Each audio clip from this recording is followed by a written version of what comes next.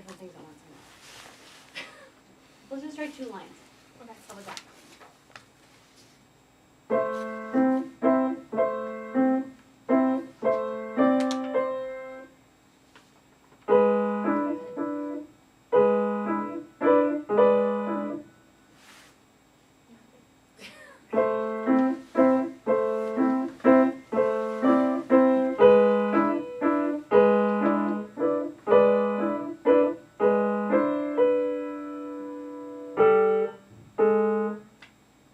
Let's get an A minor. You would have gotten it, that's fine. Yeah.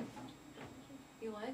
So now I feel like I'm paying too much attention to what I'm like, because I stand and I'm not paying attention to what I know. And also the thing is that you kind of have it memorized, but you don't completely have it memorized, so it's like, well, it's not bad. It's just kind of where music lives for a while until it is memorized. And it's a weird going back and forth between looking at your hands, because you want to watch them, but also needing to trust the music too. So that's okay. It's just a balance. Okay. And there's nothing wrong with that. Okay? So let's keep going with this song. When you were reading through it, obviously you are very comfortable with the first half. Was there anything that you encountered that was weird or uncomfortable to you? In the whole thing? In the whole first thing? half? Anything? This measure throws me off because the rhythm is different from the first half. Right. And both of these measures. Right.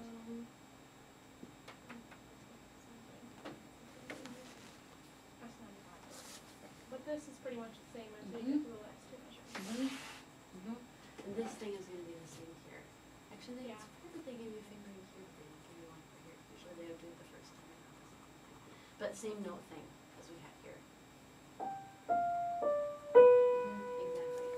Okay, so then you've also got, well, first of all, I think you'll be fine with these rhythm changes, but if it is just super weird, you can do that thing like Yumi was having you do last week, where you would practice the rhythm of the right hand, the rhythm of the left hand, even just tapping them to simultaneously be doing that, just the rhythm and not worrying about notes or fingers like that. You could take just this measure where the rhythm is different, and you could just tap them, one in each hand, obviously, right hand, left hand, and then you could do this one, and then jump and do this one.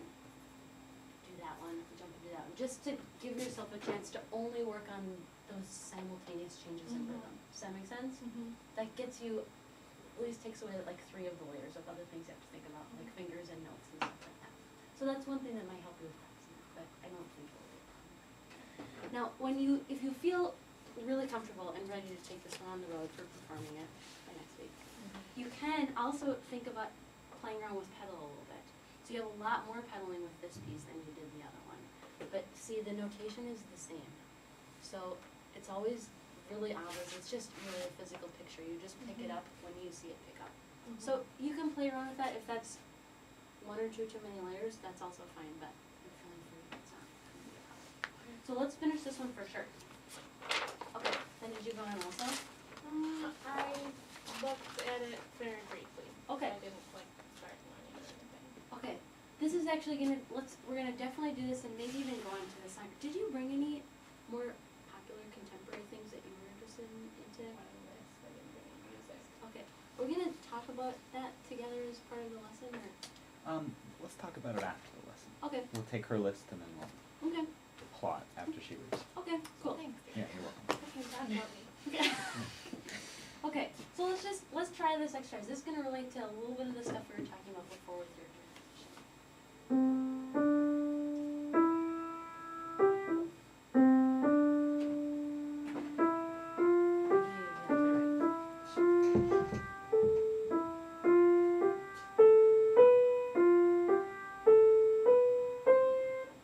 That's great.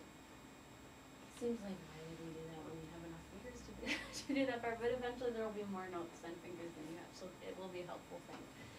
Try one more time, now that you it's pattern, right? So it's not a lot of note thinking that we have to do, right?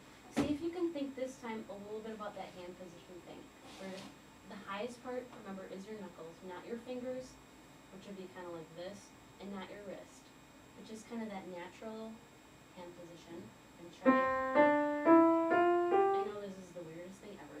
Try to do it as small of a cartwheel as possible when you do it. Instead of, you don't look like this. But this is where we don't want to go.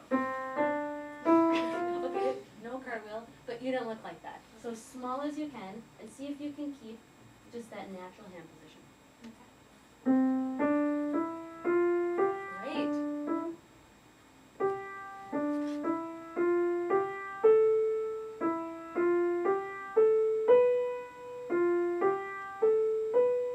Molly, that's super good. I want to add one other thing. Just because sometimes, even though this is kind of the way our hand naturally works, if you just keep doing that and doing that and doing that, you see the change in my hand all of a sudden? Mm-hmm. What did I do?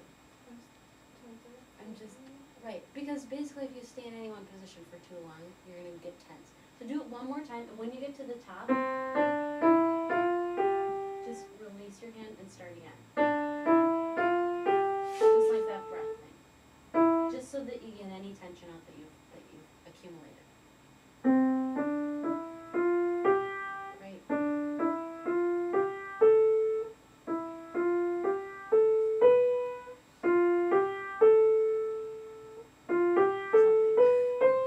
Yeah, that's so, I don't know if that feels any easier, but watching you, it looks a lot easier. And I know that you're learning a lot of new things all at once, but try to think about that as you're doing this exercise. Try your left hand also, same concept. Actually, just try it one time, just playing it just because you haven't done it yet.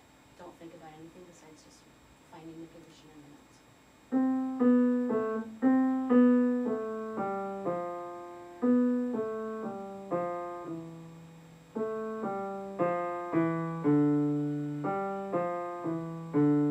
Cool. Do it one more time and just watch your hand. Don't try to make any corrections. See if you can just watch it this time.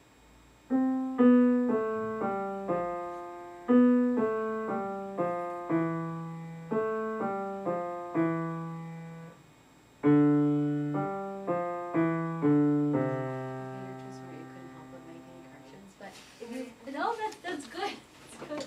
If you had to guesstimate, what would you say your tendency is with your hand? To have your wrist be too high, or to have your wrist be too low such that your fingers are actually the highest part? I don't know, I think I put it like this, whatever that is. I would say that I think that we're talking about the same thing. Your wrist is usually a little low, which means that your fingers are the highest part. And actually that makes it a lot harder to play because all of this obviously is connected, and as soon as you put a big crank right here in any way, either like this or like this, you're cutting off movement facility into your fingers. So try one more time. Do what you were doing with your right hand now. Add a couple of those layers in. Am I making sense? Wait, what are you doing? No, you use your left hand. And I want you to do the same thing as we were just correcting with your right hand. So keeping that hand position, and then also trying to do as little of a cartwheel as possible.